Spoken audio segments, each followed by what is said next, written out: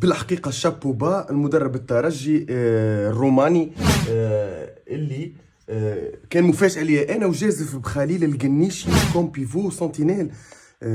جوار الحقيقة كان لي مفاجأة كبيرة ياسر.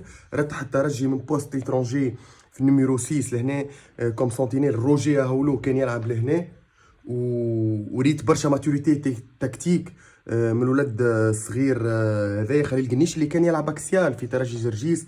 الحقيقه كان يدخل اللاكس كوم تروازيام اكسيال كل وين الكره كانت عند الملعب التونسي، ويولي بن حميده وبن علي دو زيكسونتري دروا اي غوش. كان يمثل سيبور لي دو ريليور نتاع ليسبيرونس اللي كملوا لاكسيون.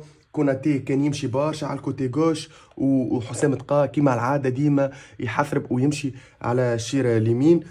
خليل القنيشي مكسب كبير للاسبيرونس، جوور صغير بيفو تونسي الجنسيه، والحقيقه بديرول كبار برشا تكتيكيا وفنيا، اللي كانوا عنده دي باس في البروفوندور، دي باس لونغ. صحيح ما كانوش لادريس ما كانتش كوم يلفو في بعض الاحيان، اما الولاد قادر يتحسن وقادر يكون ان بيفو عصري مودرن ويطور مليح. الحقيقه الترجي كان خير من الملعب التونسي بالرغم من الهدف كان تسلل والكل، مي في الجروسو مودو الاسبيرونس ضغط بموكوينا بليلي اللي ما كانش في نهار كبير وضيع فرص برعونه. جبري كيف مي الميليو تيران تاع الاسبيرونس خدم مليح.